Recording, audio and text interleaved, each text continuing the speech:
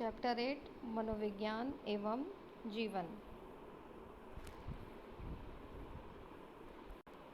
परिचय।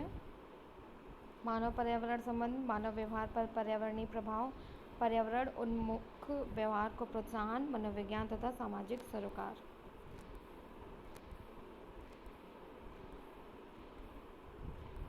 मानव पर्यावरण संबंध। कुछ क्षण निकाल कर इन प्रश्नों के उत्तर देने का प्रयास कीजिए। क्या एक वृक्ष आपका सबसे अच्छा मित्र हो सकता है? क्या अधिक गर्म मौसम में या अधिक भीड़ में लोग अधिक आक्रामक हो जाते हैं? यदि नदियों को पवित्र कहा जाता है तो व्यक्ति उन्हें गंदा क्यों करते हैं? किसी प्राकृतिक विपदा जैसे भूकंप या सुनामी अथवा किसी मानव निर्मित विपदा जैसे किसी कारखाने में विषैली गैस का रिसाव इत्यादि के अभिघात प्रभाव का उपचार कैसे किया जा सकता है?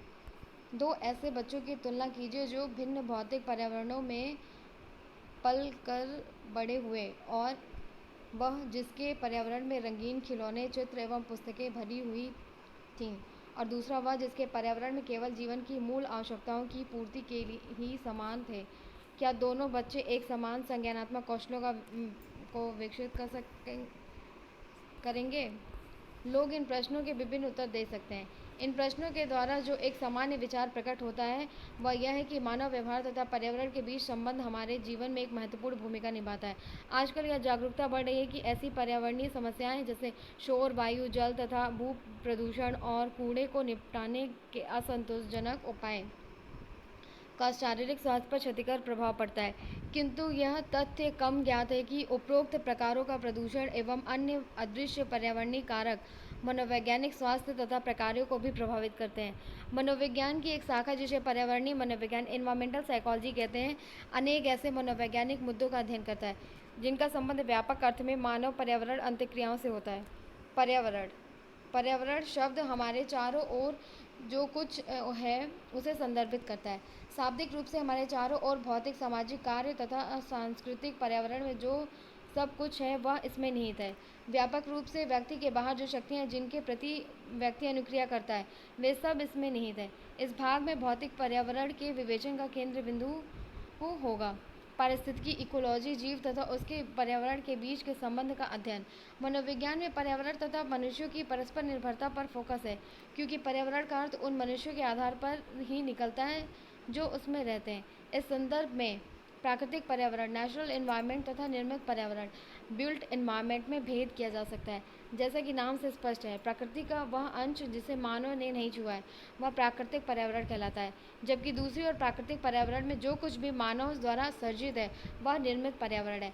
नगर, मकान, दफ्तर, कारखाना, पुल, शॉपिंग मॉल, रेल पटरी, सड़कें, बांध, यहाँ तक कि कृत्रिम रूप से बनाए गए पार्क और झीलें भी निर्मित हैं।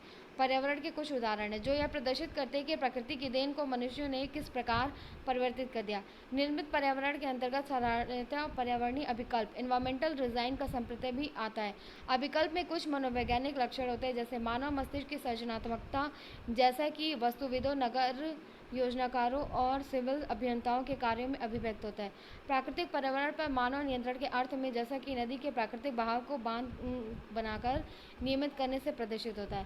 निर्मित पर्यावरण में सामाजिक अंतःक्रिया के प्रकार का प्रभाव या विशिष्टता, उदाहरण के लिए कॉलोनी के घरों के बीच की दूरी में, एक घर में कक्षों की अवस्थिति में, या किसी दफ्तर में औपचारिक तथा अनौपचारिक सभा के लिए कार्य करने की मेजों और कुर्सियों की व्यवस्था में प्रतिबिंबित होती है। मानव पर्यावरण संबंध के विभिन्न दृष्टिकोण। मानव पर्यावरण संबंध में पर अनेक दृष्टिकोण हैं, जो मुख्यतः इस पर निर्भर है कि मनुष्य इस संबंध का प्रत्यक्षण किस प्रकार करते हैं। स्टोकोल्स 1990 नामक एक मनोवैज्ञानिक ने 3 उपागमों का वर्णन किया जो कि मानव पर्यावरण संबंध का विवरण प्रस्तुत करते हैं। अल्पतमवादी परिप्रेक्ष्य। यह अभिग्रह है कि भौतिक पर्यावरण मानव व्यवहार, स्वास्थ्य तथा कुशल क्षेम कल्याण पर न्यूनतम तथा नगण्य प्रभाव डालता है। भौतिक पर्यावरण तथा मनुष्य का अस्तित्व समांतर घटक के रूप में होता है। नैमित्तिक परिप्रेक्ष्य। प्रस्तावित करता है कि भौतिक पर्यावरण का अस्तित्व ही प्रमुखता मनुष्य के सुख एवं कल्याण के लिए। पर्यावरण के ऊपर मनुष्य के अधिकांश प्रभाव इसे नामितिक परिप्रेक्ष्य को प्रतिबिंबित करते हैं। आध्यात्मिक परिप्रेक्ष्य पर्यावरण को एक सम्मान योग्य और मूल्यवान वस्तु के रूप में संदर्भित करता है, न कि एक समुपयोग करने योग्य वस्तु के रूप में। इसमें निहित मान्यता है कि मनुष्य अपने तथा पर्यावरण के मध्य परस्पर संबंध को पहचानते हैं, अर्थात मनुष्य का तभी अस्तित्व रहेगा, वे प्रसन्न रहेंगे जब पर्यावरण को स्वस्थ तथा प्राकृतिक रखा जाएगा। पर्यावरण के विषय में पारंपरिक भारतीय दृष्टिकोण आध्यात्मिक परिप्रेक्ष्य को मान्यता देता है। हमारे देश में इस परिप्रेक्ष्य के कम से कम 2 उदाहरण हैं, जो कि राजस्थान के बिश्नोई समुदाय के रीति रिवाज एवं उत्तराखंड के चिपको आंदोलन। इसके विपरीत हमें ऐसे उदाहरण भी मिलते हैं जबकि लोगों ने पर्यावरण को क्षतिग्रस्त किया, जो कि नामितिक परिप्रेक्ष्य का निषेधात्मक दृष्टांत या उदाहरण है। बिश्नोई समुदाय तथा चिपको आंदोलन। मानव व्यवहार पर पर्यावरणीय प्रभाव। मानव पर्यावरण संबंध का गुण विवेचन करने के लिए यह समझना आवश्यक है कि ये दोनों एक दूसरे को प्रभावित करते हैं तथा वे एक दूसरे पर अपने अस्तित्व तथा रख रखाव के लिए भी निर्भर हैं। जब हम अपना ध्यान प्राकृतिक पर्यावरण के प्रभाव को मानव पर केंद्रित करते हैं तो हम अनेक पर्यावरणीय प्रभाव मिलते हैं हमें, जिनका विस्तार भौतिक प्रभाव जैसे जलवायु के अनुकूल वस्त्रों को बदलना से लेकर तीव्र मनोवैज्ञानिक प्रभाव जैसे प्राकृतिक विपदा के पश्चात गंभीर अवसाद का होना तक है। कुछ प्रभाव जिन्हें मनोवैज्ञानिकों ने इंगित किया वे नीचे वर्णित है। प्रत्यक्ष पर पर्यावरणीय प्रभाव। पर्यावरण के कुछ पक्ष मानव प्रत्यक्षण को प्रभावित करता है। उदाहरण के लिए, जैसा कि आपने कक्षा 11 में पढ़ा, अफ्रीका की एक जनजाति समाज गोल कुटियों झोपड़ियों में रहती है, अर्थात ऐसे घरों में जिनमें कोणीय दीवारें नहीं हैं। वे ज्यामितिक भ्रम मूलाधार भ्रम में कम त्रुटि प्रदर्शित करते हैं उन व्यक्तियों की अपेक्षा जो नगरों में रहते हैं, जिनके मकानों में कोणीय दीवार होती है। संवेगों पर पर्यावरणीय प्रभाव। पर्यावरण का प्रभाव हमारी सांवेगिक प्रक्रियाओं पर भी पड़ता है। प्रकृति के प्रत्येक रूप का दर्शन, चाहे वह शांत नदी का हो, प्रवाह हो, या मुस्कुराता हुआ फूल हो, या एक शांत पर्वत की चोटी हो, मन को एक ऐसी प्रसन्नता से भर देता है जिसकी तुलना किसी अन्य अनुभव से नहीं की जा सकती। प्राकृतिक विद्याएं जैसे बाढ़, सूखा, भूस्खलन, भूकंप, चाहे पृथ्वी के ऊपर हो या समुद्र के नीचे हो, वह व्यक्ति के संवेगों पर इस सीमा तक प्रभाव डाल सकते हैं कि वे गहन अवसाद, दुख और पूर्ण असहायता की भावना और अपने जीवन पर नियंत्रण के अभाव का अनुभव करते हैं। मानव संवेगों पर ऐसा प्रभाव एक अभिघात अनुभव है जो व्यक्तियों के जीवन को सदा के लिए परिवर्तित कर देता है तथा घटना के बीत जाने के बाद समय बाद भी अभिघात उत्तर दबाव विकार, post traumatic stress disorder PTSD के रूप में बना रहता है। व्यवसाय, जीवन शैली तथा अभिवृत्तियों पर पारिस्थितिक प्रभाव। किसी क्षेत्र का प्राकृतिक पर्यावरण यह निर्धारित करता है कि उस क्षेत्र के निवासी कृषि पर जैसे मैदानों में, अन्य व्यवसायों जैसे शिकार तथा संग्रहण पर जैसे वनों, पहाड़ों या रेगिस्तान क्षेत्रों में, या उद्योगों पर उन क्षेत्रों में जो कृषि के लिए उपजाऊ नहीं है निर्भर रहते हैं। परंतु किसी विशेष भौगोलिक क्षेत्र के निवासियों के व्यवसाय भी उनके जीवन शैली पर अभिवृत्तियों का निर्धारण करते हैं। किसी रेगिस्तान के निवासी के दैनिक कार्य की तुलना किसी पहाड़ी क्षेत्र के निवासी के दैनिक कार्य के साथ कीजिए तथा मैदानों में रहने वाले के साथ भी कीजिए। यह देखा गया कि एक कृषक समाज को अपने सदस्यों के सामूहिक प्रयासों पर निर्भर होना पड़ता है। इसके फलस्वरूप कृषक समाज के सदस्यों में सहयोगशीलता की अभिवृत्ति विकसित हो जाती है तथा वे समूह के हितों को व्यक्ति की इच्छाओं से अधिक महत्वपूर्ण समझते हैं। वे अधिकतर प्रकृति के निकट होते हैं और प्राकृतिक घटनाओं जैसे मानसून पर अधिक निर्भर होते हुए भी ऐसी स्थितियों का सामना करते हैं जहां प्राकृतिक संसाधन जैसे पानी सीमित मात्रा में उपलब्ध हो। इसलिए कृषक समाज के सदस्य अपने विश्वासों के प्रति अधिक भाग्यवादी हो जाते हैं। इसके विपरीत औद्योगिक समाज के सदस्य मुक्त चिंतन को अधिक मूल्यवान समझ सकते हैं, प्रतियोगित्व की अभिवृत्ति विकसित कर सकते हैं तथा अपने साथ घटित होने वाली घटनाओं के संबंध में व्यक्तिगत नियंत्रण का विश्वास विकसित कर सकते हैं। पर्यावरण पर मानव प्रभाव।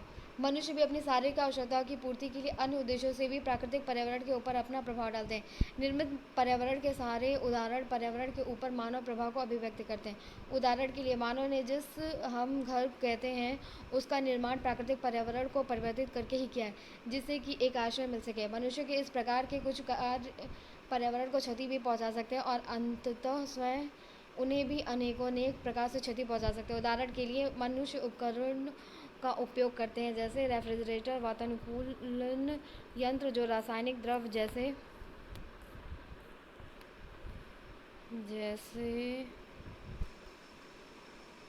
CFC या क्लोरोफ्लोरोकार्बन उत्पादित करते हैं। जो वायु को प्रदूषित करते हैं, अंततः ऐसे शारीरिक रोगों के लिए उत्तरदायी हो सकते हैं, जैसे कैंसर के कुछ प्रकार। धूम्रपान के द्वारा हमारे आसपास की वायु प्रदूषित होती है तथा प्लास्टिक एवं धातु से बनी वस्तुओं को जलाने से पर्यावरण का घोर विविधकारी प्रदूषण फैलने वाला प्रभाव होता है। वृक्षों के कटान एवं निर्वनीकरण के द्वारा कार्बन चक्र एवं जल चक्र में व्यवधान उत्पन्न हो सकता है। इससे अंततः क्षेत्र विशेष में वर्षा के समरूप पर प्रभाव पड़ सकता है और भूक्षरण मरुस्थलीकरण में वृद्धि हो सकती है।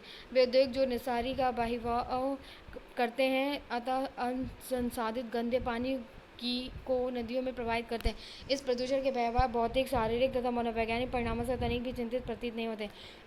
इन अनेक उदाहरणों में क्या मनोवैज्ञानिक संदेश यह है कि यद्यपि उपयुक्त अधिकांश प्रभाव भौतिक है, किंतु मनुष्य ने उन्हें प्राकृतिक पर्यावरण के ऊपर अपने नियंत्रण तथा शक्ति को दर्शाने के लिए जनित किया है।